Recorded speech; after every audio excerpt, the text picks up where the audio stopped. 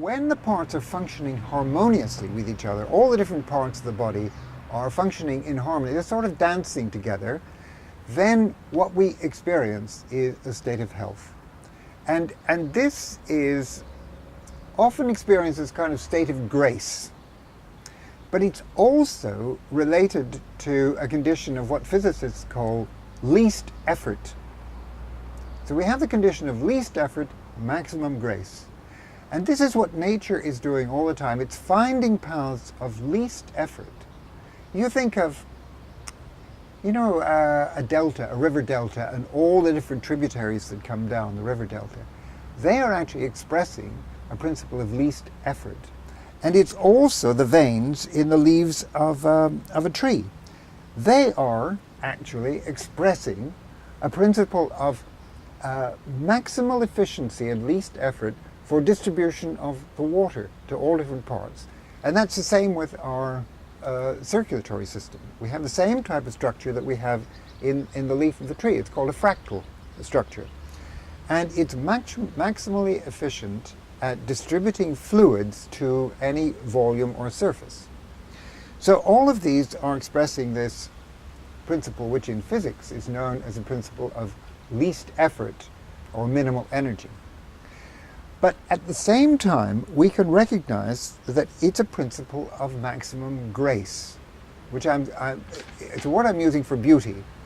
And we can see it in the leaf. We just recognize the beauty and symmetry and order because there's a lot of organization in that leaf. If you look at a pine cone, then you see the same kind of intricate order. All the different parts are coherently arranged in relation to each other, and there are mathematical relationships that describe these, the Fibonacci series. But this is it's expressing a principle of minimal effort with respect to packing these units into this space. So this is what nature falls into, these states of minimal effort, maximum grace all the time.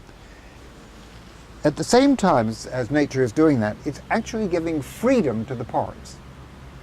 And so we have this phenomenon of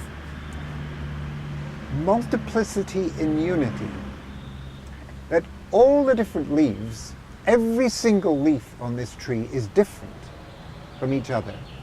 And so if we take any two leaves and look at them, we can find all kinds of differences between them. But we have to look in some detail to see the differences, because overall they look similar. But this has 5 lobes and this has 6 lobes. And each one of these leaflets actually is different from the other. Different numbers of veins, different angles and so on. And yet generically they look similar. So together they constitute a whole, but each one has a certain freedom of expression.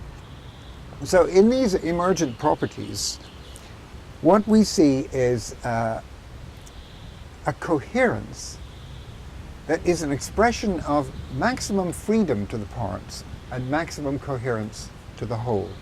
So we have a kind of paradox that each part is free to do as it pleases, but it keeps a certain relationship with the whole, so that overall you've got this property of coherence or health or vitality. And it's very easy to recognize when that is lost.